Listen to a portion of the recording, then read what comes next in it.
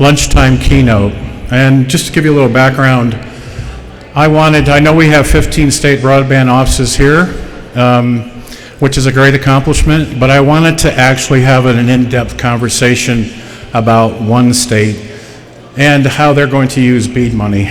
So we are very fortunate to get this started with the Honorable Jared Polis, Governor of Colorado, who is going to talk about his 2027 vision to connect 99% of Colorado. So would you please join me in welcoming the Honorable Jared Polis.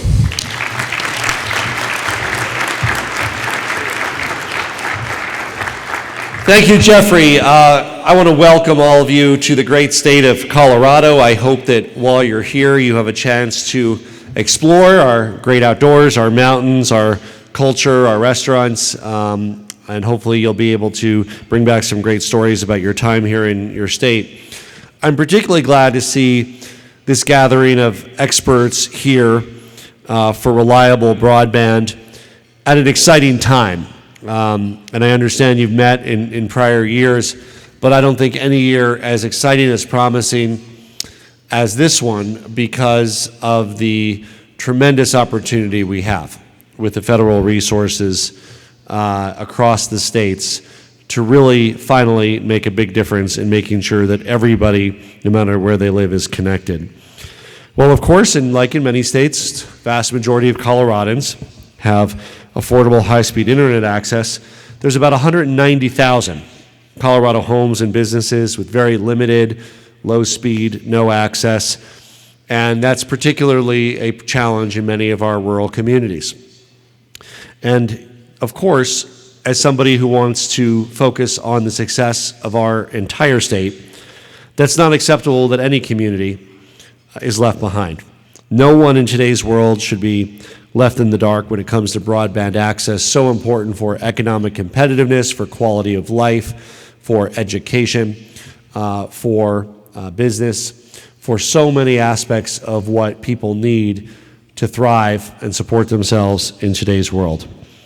That's why in broad strokes, I set the goal of connecting over 99% of Coloradans to high-speed affordable access by 2027. And we are going to get that done. Whether it's students doing their homework, seniors using telemedicine, remote workers, online shoppers, just families seeking the same kind of entertainment experiences that most of us take for granted, as well as the success of our economy. We want to make sure that no matter who you are, where you live, that you can be part of today's Colorado and today's world through the connectivity that is needed. Businesses should be able to launch and create value and operate from anywhere in the great state of Colorado. Remote workers, a bigger part of our economy than ever before, should be able to live in communities across our state to have the quality of life that they choose.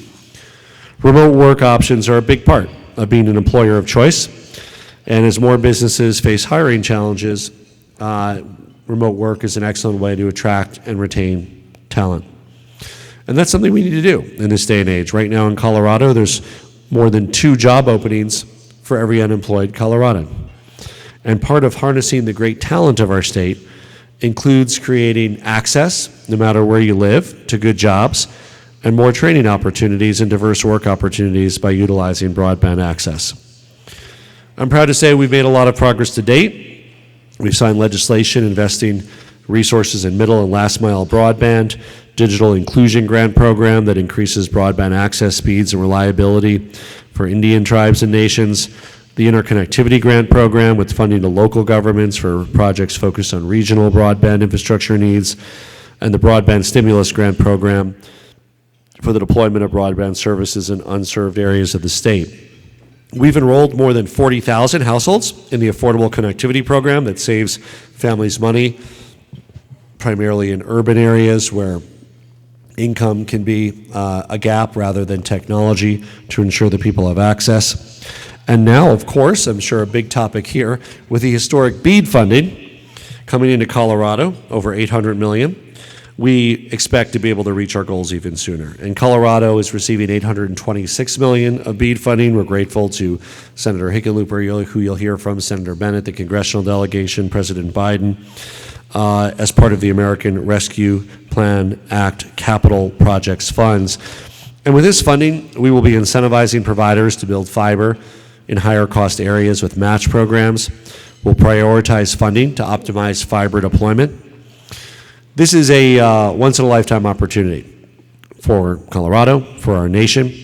Our broadband office is rising to the occasion, convening key stakeholders around the state to get the work done in the most efficient manner of connecting more Coloradans to today's and tomorrow's world. Connectivity means economic mobility. It means better health outcomes. It means saving money. It means connecting with the world around you. So as we continue the work of helping people and businesses get the broadband access that they need to thrive, let's remember that it's so much more than just fiber and cables. It's about opening up individuals and families to opportunity in a Colorado for all, no matter where you live. Thank you for this convening, this thoughtful work, for the work you do in communities and states across the country. And I know that you meet at a time where there's a lot of excitement about your work. And it's incumbent on us to tap that excitement and translate it into accelerated action to make a positive difference in people's lives. Thank you so much, and we'll hand it back to Jeffrey or Drew, whoever's next.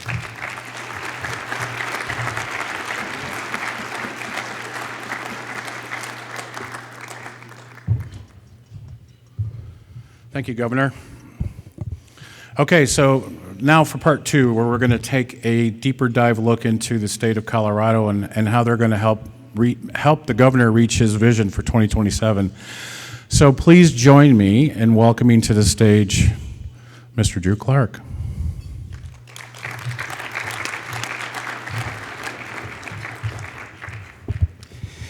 Well, I'm not one of the two governors of Colorado who have spoken or will speak to you, but I am a native of Colorado, born just down the street.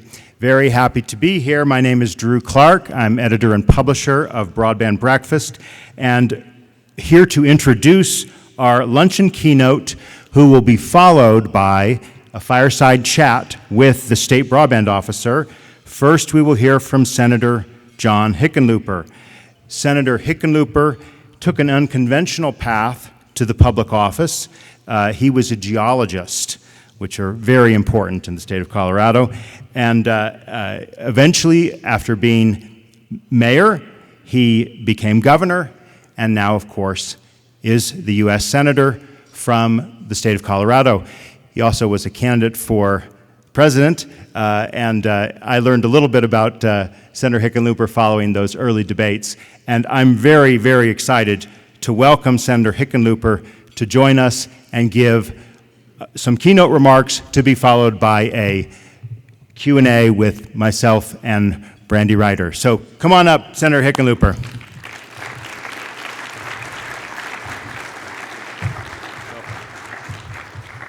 All right, so he's let the cat out of the bag.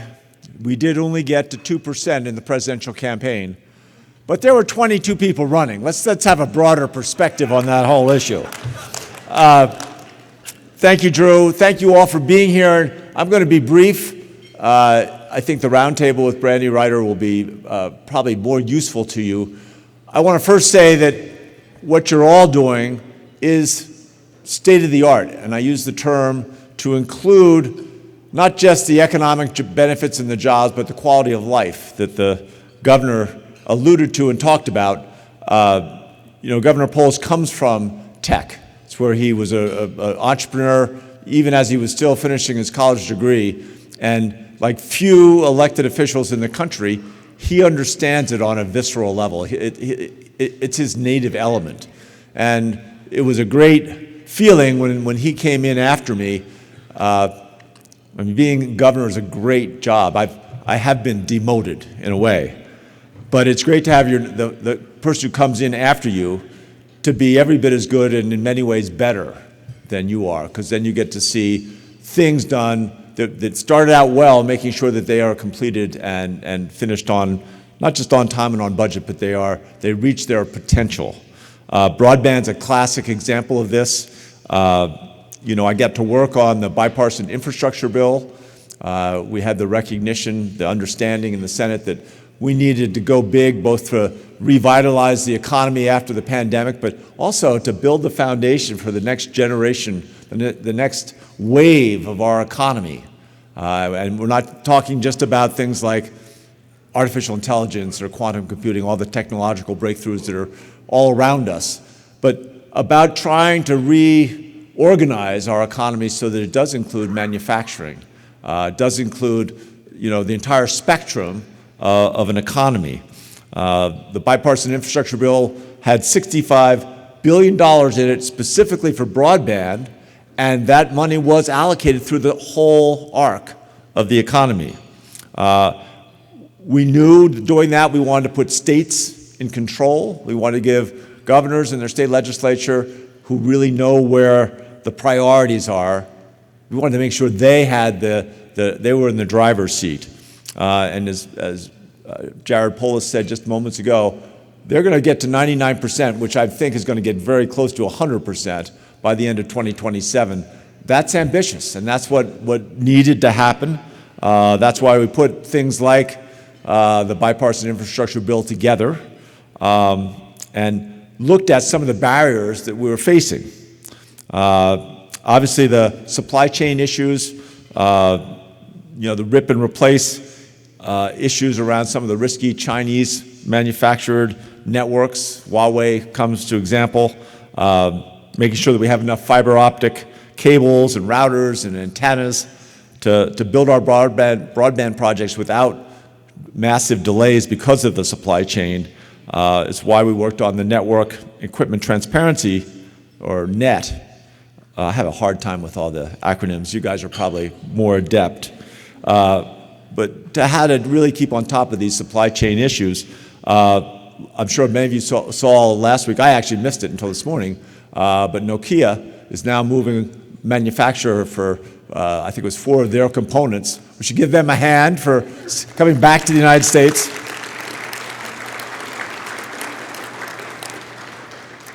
The other thing we did, which really focused on the essentials of broadband, and I'll finish with this, was the BEAD program.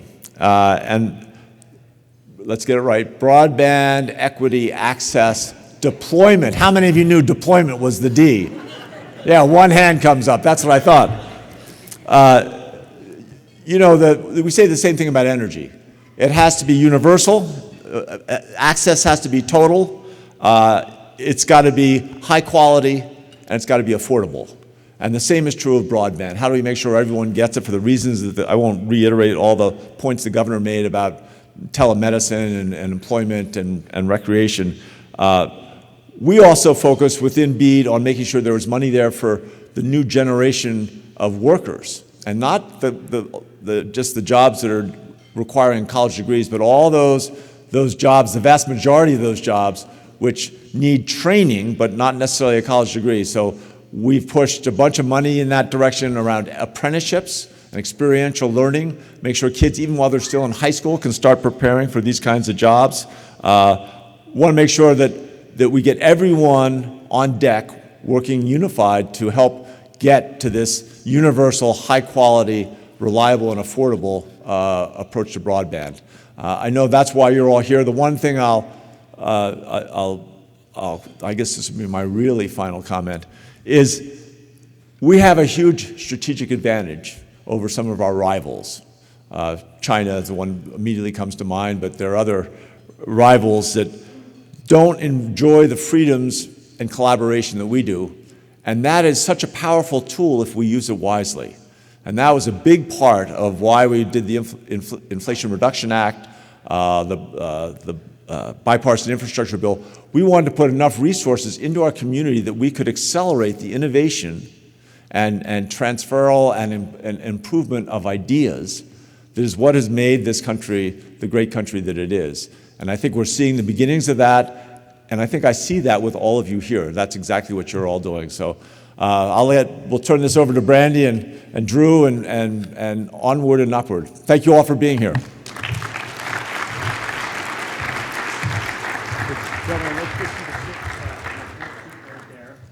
Brandy Reitter, let me go ahead and introduce you properly. Come on up, Brandy. We are so excited to have you with us here. Go ahead and sit next to the senator. So Brandy was here last year, as were many of you, although not quite as many, because this is a little bit bigger than last year at Mountain Connect, and it's great to see the progress and the attention that these issues are getting. We will be hearing, obviously, a conversation with Senator Hickenlooper and Brandy Reitter. Brandy is the executive director of the Colorado Broadband Office. She joined the office in 2022 and is responsible for oversight and management of the office's programs and its statewide strategy for broadband deployment. She works in collaboration with many regional collaborators, partners, and mobilizes resources. And in fact, she now has a rather sizable war chest. I wrote the number down, want to make sure I get it right. $826 million was the announcement from the National Telecommunications and Information Administration. And in this great setting of good feelings for all things Colorado, we're going to talk about the issues that are important. So let me go ahead and take my seat, give you each a microphone, and let's kick off the questions once we get the microphones working for Governor. I'm going to keep calling you Governor. I'm ready for a promotion. Mayor, Governor, Senator Hickenlooper. What is the most important issue on your mind when it comes to broadband? Are you concerned that the state will be able to meet the president's objective that we get internet for all, secure, affordable broadband for every American? I look at this as and so many of the things that we're doing now can be viewed this way, but as an opportunity to show the country that government can work. And even if we only get to 98%, it will be such a dramatic improvement, or 99%, sorry, I didn't mean to cut you short a percent. But we need to start doing things and getting things done properly. And for too long, we have underinvested in government, it's underfunded. I can tell you horror stories. And it's not bad people, it's not people that are stupid, it's just it's woeful underfunding. And broadband is a classic example that pretty much every American believes it needs to be universally distributed, and it should be at a high enough quality and affordable enough that it becomes a way of connecting the entire country. And right now, as we begin to see a new urgency for our ability to respond to the challenges of our rivals like China, then this success, the success itself has got to be our highest priority, and make sure that my job, I mean, once the money is all allocated and out there, I want to do everything I can to help Brandy and her team and any of your teams be as successful as possible. If there's red tape and bureaucracy, I'm the first one to go out there and make phone calls and try and talk to the federal agency or even state agencies to try and say, how do we cut through this? Because we don't, in a funny way, we've got to go faster than we've gone before. And I think people are frustrated and ready for that demonstration that government can work. Brandy, welcome back to Mountain Connect. Tell us a little bit about the thoughts that you have coming into this year's conference versus last year's conference. Of course, Alan Davidson, the administrator of Commerce Department's NTIA, was here. He spoke about the importance of this opportunity, and now we're in the thick of it. So what are your thoughts 1 year later as to how it's gone thus far, and what are the big challenges going forward?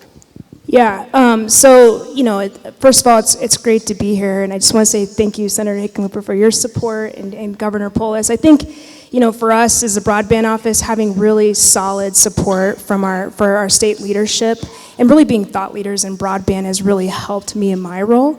And you know, the difference between this year and last year, it kind of feels like night and day. You know, I think last year when we were here, when my team was here, you know, we were talking about what we were going to be doing. We had some clarity around, you know, the funding and what it would be for, but I feel like this year we have, our roadmap is right in front of us, and with the $826.5 million. I promoted you a little bit there. we're going to get there, and I think, you know, knowing our allocation and knowing, you know, the parameters of all of our federal programs, it's really helpful as a broadband office to really be able to communicate to our stakeholders and the public how this is going to look, and it's taken a lot of feedback. Last year we were talking about the feedback that we were going to collect. We had some pretty big, bold legislative proposals. The office was building capacity, and you know, we're here, like we're 100% solid as a broadband office to be able to execute on all these programs. So I'm happy to be able to answer questions this year, which is really great, and I think we're, as a state of Colorado, we're really in a good place to execute. Tell us just a little bit more about yourself, Brandy. We obviously had a chance to hear from the senator. What brought you to this post and this role and your passion for broadband? Yeah, so I never thought I'd be in this role, but when the opportunity came up, I couldn't resist, because I was a former city manager, and most of my work was done in rural parts of Colorado. I've been in many different small towns managing the lack of broadband access and what it means to communities when the internet does go down or doesn't work. For rural communities, they do feel left behind, and in some of my posts across Colorado, I did feel left behind. And you know, I worked with the local ISPs, and there are a lot of really great local ISPs in rural parts of Colorado. And I always wondered if we just had more resources to enable them to provide the service, how much we could accomplish in these small towns so that they can be prosperous. Now, again, Senator Hickenlooper, you've got experience as a mayor and a governor. So what are some of the things that you saw when you became mayor in 2003 and then became governor in 2011 till 2019? What are some of the ways broadband has come across your desk before? Well, broadband has always been a priority as it evolved, and it really has evolved. In other words, it didn't suddenly spring full-born in front of us. We found more and more uses and needs to get to the internet, and that became more essential to our public education, our higher education, universities and colleges, became increasingly important to healthcare. And we're really just now seeing the full blossoming, which I think as artificial intelligence, we get more AI at every level. Suddenly this is just going to go exponentially faster. And that's why I think it's so important to have people like Brandy, who's been on the ground. She's been in the weeds, understanding on the granular level, what are the obstacles, and how will people in different parts of the state get around. When I first ran for mayor, I ran on the basis that all the municipalities in Denver hated Denver. Denver had the senior water rights. They had more than 50% of the GDP for the metro region, but we were only 20% of the population of the region. And so Denver had always been at war with the suburbs. And I said, that's crazy. Why, if we worked together, if Denver tried to help the suburbs, what a different world it would be. So we came in and we said, we'll never be a great city without great suburbs. Our first priority is going to be to make great suburbs. And it was like opening a floodgate. We had all this positive energy, and Denver's still the only metropolitan area, I think, in the United States where every municipality agrees that they will not offer incentives to poach a business or a job from a neighboring municipality. We collaborate. So what that said was the stage where I went out to do that. Went out to all the suburbs and got some granular sense of things like broadband. Back then it was in its infancy. But it made me appreciate when I first heard who Brandy was and actually first saw her in action out in the rural parts of the state. I said, that's who we've got to elevate and give the authority, because they're going to be the ones who can solve this problem on a regional level. Well, and that's a great tie-in to one of the key themes that emerged from the BEAD Notice of Funding Opportunity, the role of local coordination, the role of interacting with stakeholders. And let me ask both of you, how that is working, right? What is local coordination like on the ground in fulfilling the mandates of the BEAD program? Brandy and Senator? Yeah, so, local coordination is key, and when you're trying to get to the unserved and underserved, and just going back on my experience working in smaller communities, it's way more feasible and way more practical and affordable to collaborate with your neighbors, just like you do on the Front Range in the Denver area. It's very similar to rural communities. As a matter of fact, it's even more important. And so, for us, the cornerstones of our program, our local coordination, community engagement, a lot of the programs through the NTIA and the U.S. Treasury, they require community support, for industry, and industry supporting, local governments and these nonprofit partners out there. And so, when you're in a really sparse area of the state and you don't have a lot of resources, you can really achieve economies of scale by collaborating, and you can do most projects when you have your neighbors involved and your stakeholders. So local coordination is key to success for these programs. And understanding how that coordination comes about. So Brandy was hired by a guy named Tony Neal Graves, who I hired, and my whole life any success I've had is because I find people smarter than I am who are willing to come, and I give them as much responsibility as they'll take.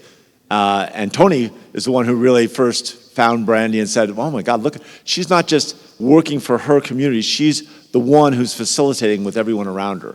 So she's the model on which all the other around the state, the collaboration, the cooperation on a quasi, I guess you'd say, regional level, why it's been so successful. And I think I'm biased towards Western states just because we're here, but you don't settle the hostile environments of Wyoming and Colorado and Arizona and a lot of the Western states without working with each other. People always talk about the shootouts on the shootout at the OK Corral or the rugged individual trappers.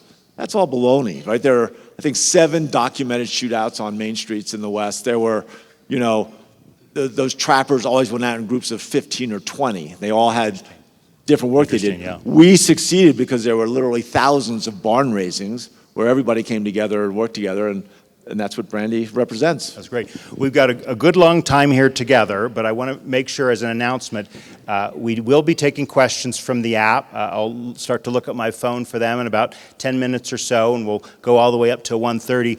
And if you've looked at the program, you might have seen there's Tuesday tacos, ice cream tacos. That is at 1:30. So let me make sure each of you get your ticket to the Tuesday ice cream tacos because it's an important opportunity now to speak about the next steps, right? We've spent a lot of time with BEAD, with the numbers for BEAD. We're now in the BEAD implementation process, right? And so we're talking about matching funds. We're talking about the way we get the details on the maps and the data into the process for implementation. And speaking of which, Broadband Breakfast is hosting the BEAD Implementation Summit in Washington, D.C. on September 21st.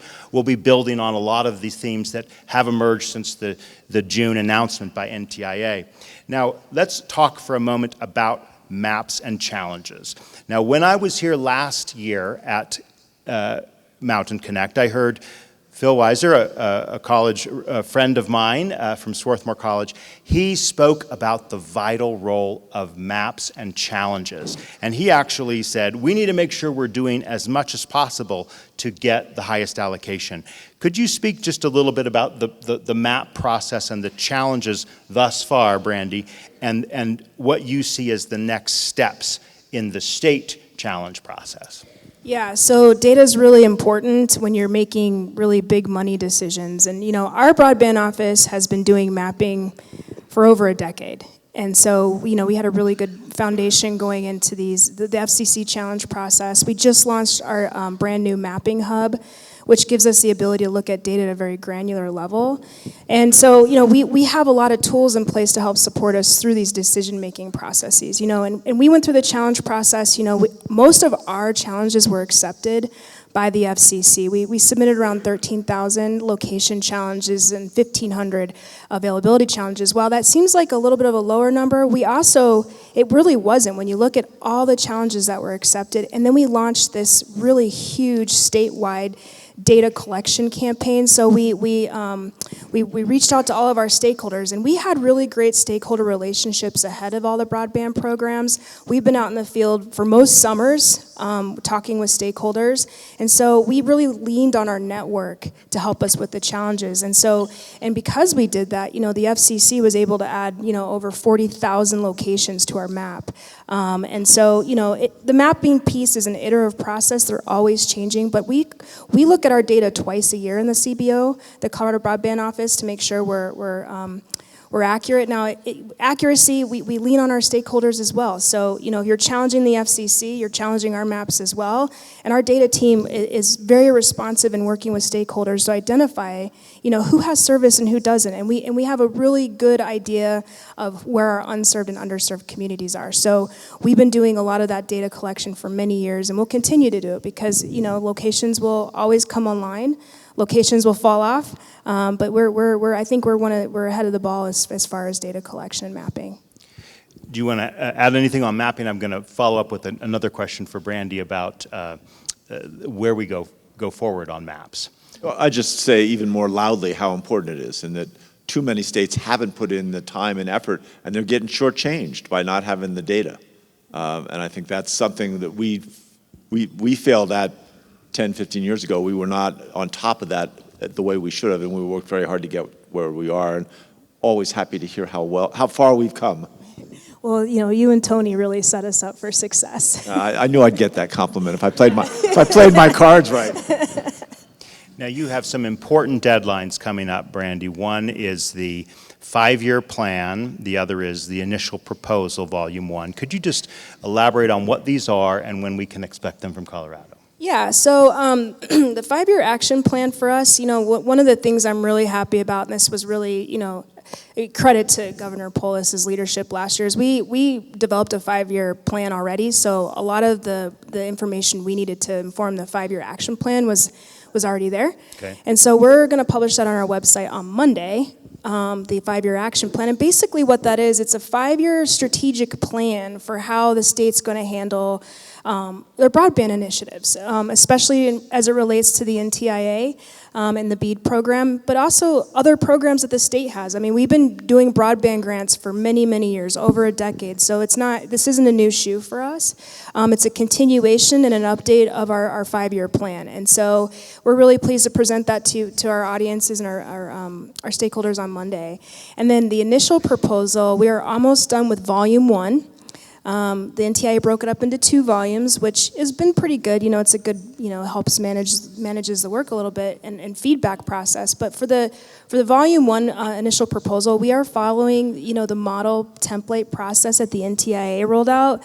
I have seen really great success when you follow the template, because if you don't, it takes a lot longer. And the NTIA has spent so much time on setting these programs up to really make sure the states are checking all the boxes and making sure that we're accurate in our accounting for broadband. So, for us in the initial proposal, you'll see it. We're going to publish that by the end of this month for public comment. In our challenge process in particular, we're allowing for DSL challenges, modifications, multi-dwelling units, fixed wireless speed tests, and really the intent there is to add locations, or the ability to challenge some of the locations, adding locations to be served through those processes. So we're going to be doing some of that. It's very similar to some of the states that have already put their proposals out, and we think it's a good process, and we'll allow plenty of time for feedback. I know we typically add 30 days for comments. I know the NTIA doesn't require that, but our stakeholders are used to that. And I encourage everybody in the room who's working locally in Colorado to help us out. Submit your comments so that we can get the best plan and final proposal to the NTIA so that we get this done right. So let me take a 2x2 scenario, right? So let's say I'm an ISP and I want to challenge a location. Oh, I serve that, right? Let's say I'm an ISP or a potential future ISP, and I'm saying, there's not service there, or the service there is not meeting the threshold for broadband at 25.3 or 100 by 20 megabits. What's the challenge process going to look like for those scenarios of an ISP sort of saying this is covered or an ISP saying this isn't covered? Yeah, so, for our office, we facilitate those conversations all the time, and that's mainly through the Broadband Deployment Fund and board. For the BEAD process in particular, we're setting up a portal to have those challenges submitted to us. But to my understanding, you have to make those challenges to the FCC, the National Broadband Map as well. So, it's not enough to just go to the state. The NTIA is going to give us a list of all of the serviceable locations that are eligible. And so, for ISPs that have that dynamic where, there's a discrepancy in what's being served, they need to be working with our office so that we can elevate those challenges so that they can become available through the BEAD process, the FCC process. What will it take? What kind of evidence will it take for someone to convince you that it doesn't have that level of service and should be if not the underserved bucket of funds, then in the underserved bucket of funds? So the NTIA and the FCC have specific parameters around how to document those discrepancies. And so, in terms of, without going into too much detail, a lot of that process is laid out at the NTIA and the FCC. So we don't get to say, hey, ISP, all you need is one document. All you need is a speed test. Like there's definitely a prescriptive process for how to make those challenges. Senator, what from looking at this from Washington's perspective, what do you see as the big potential hurdles in implementation of BEAD? What are some of the concerns that, if any, that you have about this is a possible roadblock, or this is a possible blocker? Well, you never know what you don't know. So, I mean, that's kind of out in the periphery there that you can't see.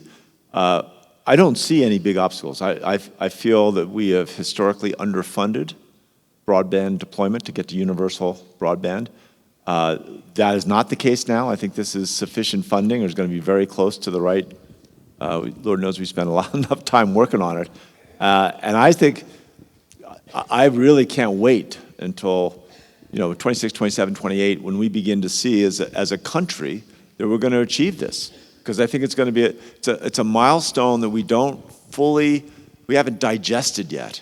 And I think people who live in cities but have had neighborhoods where they didn't have access, people in obviously rural areas, Colorado's got our share of box canyons that are hard to get service to.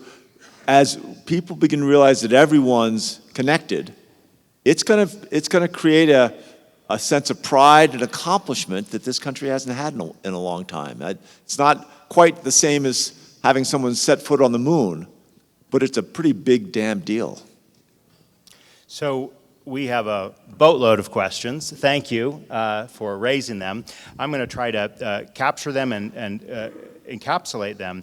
The first question I want to ask is for you, Senator Hickenlooper. Any movement on the S-341 Broadband Grant Tax Treatment Act introduced in February? The threat of being taxed on a grant weighs heavily on this audience. And just a little bit of background, there have been many issues that broadband providers have raised as potential concerns about BEAD implementation, one of which being Made in America. After last week's announcement, that's a lot less of a concern. There's still others, like the letter of credit, but this one we haven't talked as much about recently, the Tax Treatment Act, and there has been a bill introduced. What are your thoughts on that? So I think I'm optimistic something will get done. We're in that funny place where over the last 2 years, we committed to spending a large amount of money, and we were coming out of a pandemic. The country had been underinvested for at least a couple generations. So we went whole hog.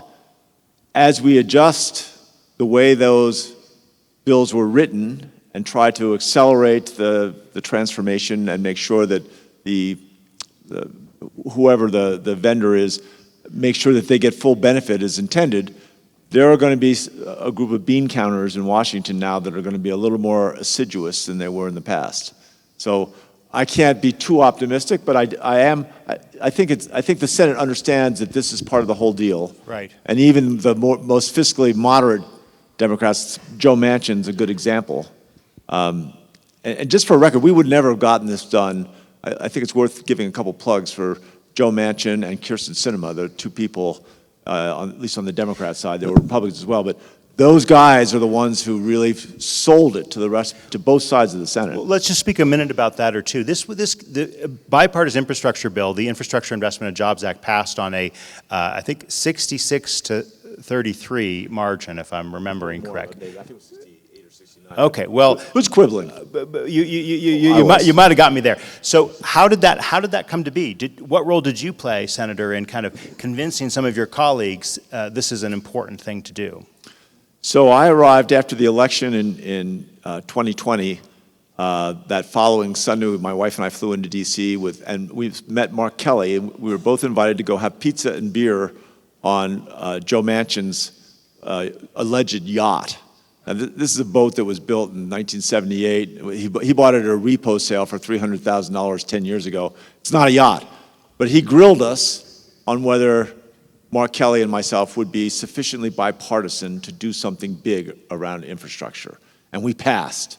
So I got to be involved right as a freshman senator on a granular level to see what's the back and forth between one side or the other. And it's not between Republicans and Democrats. It's often two different points of view, and broadband was a classic case where we had Republicans and Democrats in different camps on A, how much funding we needed, and B, how much to direct that funding, how much responsibility to give to governors and local governments to find implementation at the most efficient way as possible. And, you know, all I can, in terms of describing it, it was an endless series of meetings where you're really trying to hear what the other side says clearly, because too often the reason you have trouble getting to a compromise is you're not really hearing each other, right? And that's really was the challenge. Well, another questioner just notes that you deserve credit for including anchor institutions in your broadband bill that was a predecessor to the bipartisan infrastructure Thank you law. for that Why plug. do you care about schools and libraries? I care about schools and libraries because there becomes this sense that, you know, libraries especially are superfluous in some way because of technology is putting information in your hand every day. And that's nonsense. Libraries have historically provided this incredibly powerful place where people come together and exchange ideas, where they learn together. Again, this notion that we accumulate information and therefore create ideas and innovations in isolation is ridiculous. Right.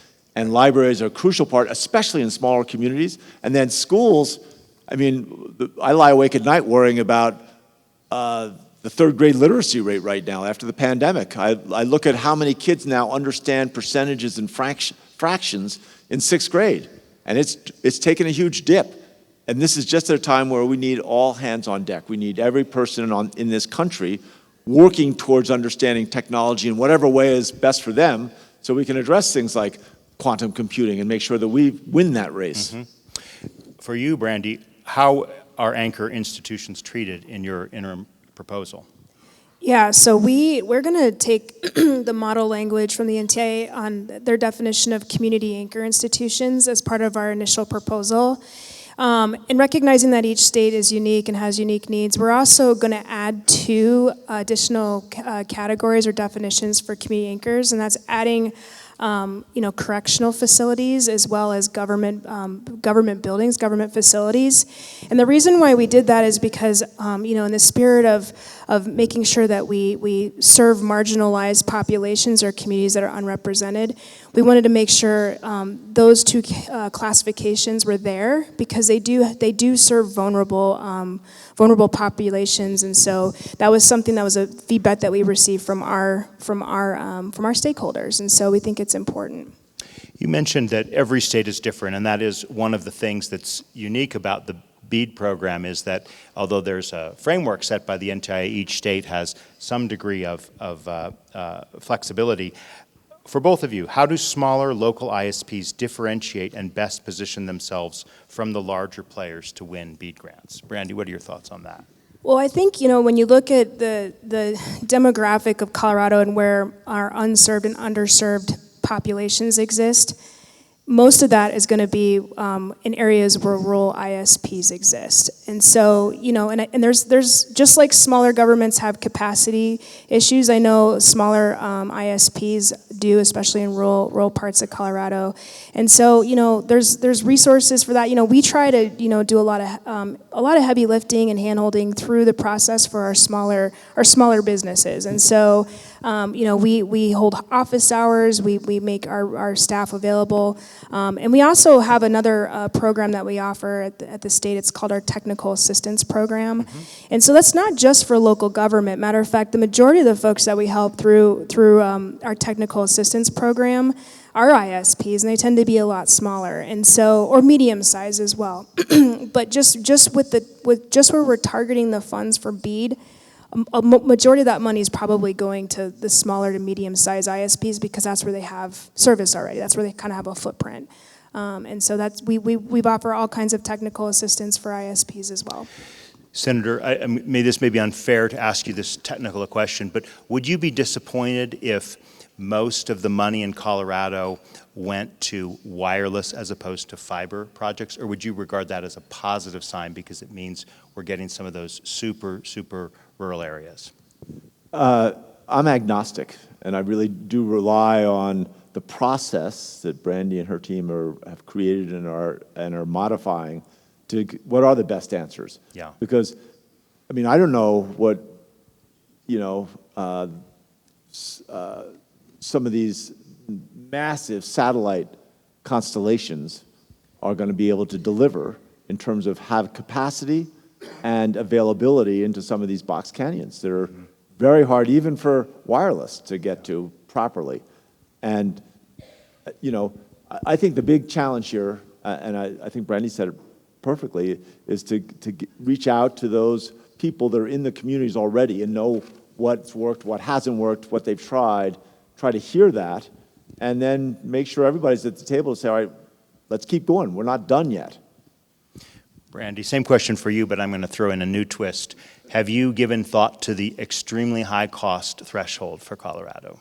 Yeah, we are, and we're currently working on that now. And, I think this is a really great question because, when you do look at Colorado, we have a lot of beautiful box canyons. And the reality is that fiber is going to be really hard to achieve in some parts of the state. And through the the high cost process and analysis, we'll be able to determine, where it makes sense for wireless. And where these programs are definitely fiber preferred, we're going to spend all that $826.5 million probably on wireless or some version of it. But what I would like, we actually have as a state, which is really great, and maybe not all of it, because we're technology neutral as well. The broadband office, it's in our strategies as well. So some of it will probably include fixed wireless because it's just really expensive.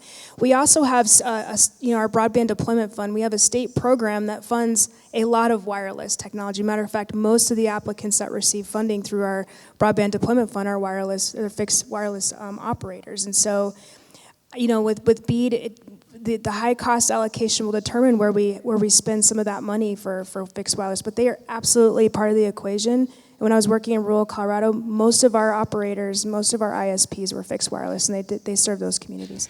Have you done any kind of a model or map of what it would cost to serve everyone with fiber, what it would cost to serve everyone with wireless?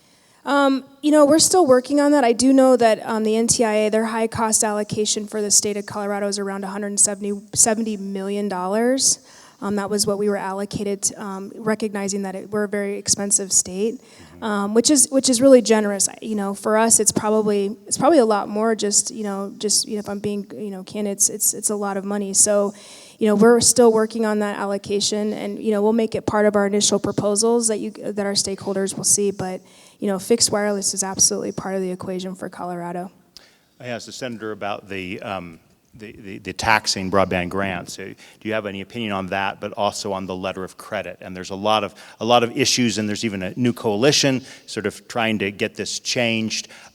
Matching funds are one thing because they're really a sign of support, and they're leveraging the money that the government is putting forward. But letter of credit is basically just locking up funds and not resulting in tangible benefits. So I'm just wanting to ask both of you, Brandy and Senator Hickenlooper, what do you think of the prospects of getting that changed at all?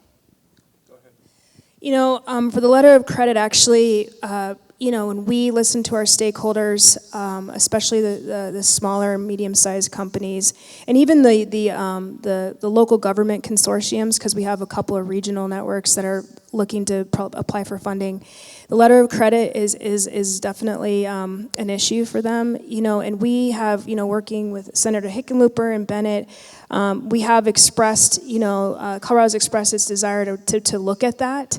From a programmatic perspective, because it's definitely a barrier for some of our stakeholders. Senator. And on a national basis, it's great to let her go first because then I get to reiterate what she's already said. It's very analogous to back when I was a mayor. We worked really hard to find thresholds for women and minority-owned enterprises to be able to compete at the airport, for instance. Right. It's owned by the city, and almost all of our requirements required a level of capital that small businesses didn't have. And this is the same kind of thing. We're saying that they need to have a 25% letter of credit, which is I think in many cases is going to be an unsustainable burden and is going to eliminate a lot of the companies we most want to lift up. I mean, we want more competition. We want the innovation, and no offense to some of the larger enterprises out here, but innovation reliably comes from the smaller companies as they become mid-sized companies. They create their own innovation. So thank you to the audience. These are great questions. Appreciate you putting them forward. I want to try to tackle three big questions in our time remaining. One is middle mile, which is a big issue for Colorado. The other is the repeal of State Bill 152 and the role that municipalities may or may not play in BEAD. And the third is the Affordable Connectivity Fund and the Affordable Connectivity Program and the future of that. So let's start with middle mile. Brandy, how are you going to tackle the middle mile challenge here in Colorado?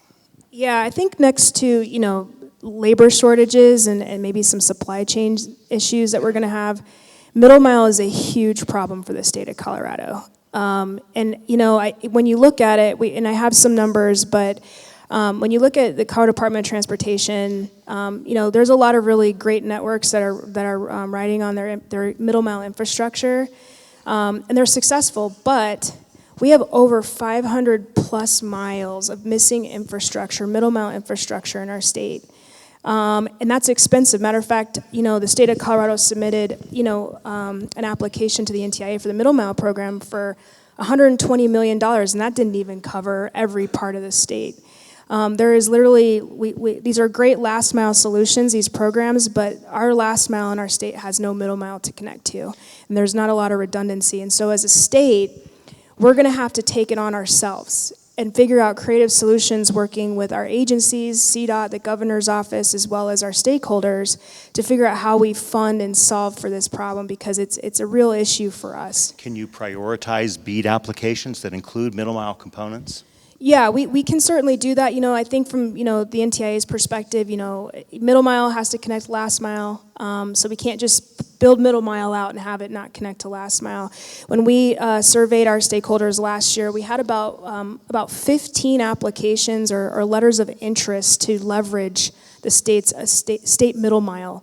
Unfortunately, a lot of those applications, that middle mile wasn't built yet, or it's not built yet, and there's no money for it, so it's going to be a number of years. So we're really trying to tackle that this legislative session, pitch some ideas to see how we can solve for that. Senator, do you want to weigh in on middle mile, or shall we hop over to the municipal broadband? Well, if you're serious about getting to all three, we probably should hop, instead of having me just reiterate again what Brandy said. What's your take on the role that, you've seen this, you've seen the process. I've always observed it with fascination that in spite of this law, I guess SB 152, more than 120 cities went through this process of overriding that, and I think that's about a little less than a half, 40% of your cities, municipalities, and there's some number of counties, a smaller number, that may have addressed that. I mean, now that it's gone, what does this mean for municipalities in broadband in Colorado? Well, I think you're quite accurate that there are roughly, let's say, rough justice, 260 municipalities in Colorado. That might be a little bit out of date from my time on the shelf in Washington. But so almost half felt so strongly about having control of their own network that they were willing to go through a vote and a process to allow them to take that action. That says volumes, and I think that in itself created a whole ecosystem that's self-generating and a competition that has helped, thousands, tens of thousands, really probably hundreds of thousands of people get connected who wouldn't have been connected otherwise. So I think pulling it out is not going to make that big a difference, but it's going to help. It's just going to continue the acceleration. But from your perspective, doesn't this mean something in terms of BEAD? Yes, it does. It means that if you apply to my office, I can say, yes, you're eligible. Because before, revising Senate Bill 152 and replacing it with Senate Bill 183, I had to tell communities that hadn't opted out that you can't apply to our state, you can't apply to our programs, and we got a legal interpretation of that from the AG's office. And so what it's really done for our municipalities and ISPs is it's really opened up and unlocked a lot of public-private partnerships. From a local government perspective, you can't use your funds on any broadband outside to serve yourself if you haven't opted out. And so even when I was in local government, I facilitated an SB 152 opt-out election, and it only helped. It only helped the region. It helped the towns, figure out, how they're going to be strategic around broadband. So it's helpful. So in our 2 minutes remaining, let's tackle ACP. And this is a big issue, in spite of my keeping it to the end, because it impacts almost the social contract that broadband offices and the government is making. Here we are doing this big rollout of infrastructure, and we're saying to people, well, for now, you've got a $30 a month support. If that expires, and it is expected to expire next year, what will happen then? This is probably primarily a federal issue, so let's let you go first, Senator. But Brandy, what are your thoughts as well about renewal of the Affordable Connectivity Program? You want me to speak first? I do. Well, now she's just going to trump me after she speaks. I'm making a mental note not to be on the floor with experts in the future. I think there'll be tremendous pressure to re-up this. I think it'll get funding. My guess is because of this strong concern about the debt, the national debt, the funding will be right on the razor's edge. In other words, it won't be quite enough so that there'll be real jostling and people working to succeed. And you might end up with trying to find public-private partnerships and other incentives to make sure that this funding stays in place. But it would be a sorry state of affairs if we've invested all this money in infrastructure and then suddenly said, you got to be above a certain level to have this. And certainly with the use fund, with telephones, we found a way that the more affluent communities pay a teeny, I mean a sliver of a tax to make sure that everybody has telephone coverage. I think that's a viable way to look at this going down the road as a permanent solution. How do you view this issue? I agree with the senator. I think it's, see, look, you helped me. I agree. I think that it's a really, really popular, very positive program. It helps with digital equity, for Colorado. The second reason next to not having access to broadband, the first reason is infrastructure, that second reason is affordability. It makes up more than almost half of the reason why people don't subscribe to the internet in Colorado. And so it's a really big deal for us. We would love to see its continuation. The Colorado Broadband Office has expressed our support for a renewal, of course, working with your office and Senator Bennett and even the governor. And so we would love to see that exist in a different, ACP 2.0. And if not, we're already kind of planning for what that might look like. Right. We have a Lifeline program. We might think about doing something there, maybe allocating some more funds. Again, you're still going to lose people, though, if ACP goes away, because Lifeline has a lot of criteria as well. So we really would like to see an extension. Any additional final thoughts, Brandy, and then we'll give you another chance, Senator, to say anything that you'd like to share with this audience, what they should be focused on with regard to the next steps on BEAD. For the Carter Broadband Office, I think, the most important thing we're working on right now is that initial proposal. And so for those that are here working locally in the state, I encourage you to follow us, give us your input. We want to make sure that your feedback is included, because this plan is going to be the plan. I know we've talked about plans, and there's plans for the plans, but this one is the plan. If you're going to weigh in, now's the time to do it. But I appreciate everything. Thank you. Give us your final thoughts, Senator. Well, Drew, thank you, and thanks, Jeff, Mountain Connect. Having all of you in one place at one time is more important and more powerful than I can find words to express. And letting Brandy have this opportunity to talk to you and connect with you in that Mountain Connect sort of way is invaluable. And so I hope that what I would just urge in this time of political division in this country, broadband is as good an opportunity as there is to find common ground with your neighbors. The rural-urban divides in this country there's no reason they need to be there. We are much stronger working together as a country than we ever will be in our political divide. So use your positions when you're talking to people, find the good communicators. The real estate agents are terrific. Get them excited about the fact that we're going to get to universal coverage of broadband. That kind of pride in our country is what leads to long-term economic success. So you guys will have a lot of self-interest. Part of that success will be yours. So go out there and sell. Well, on that note, please join me in thanking our panelists.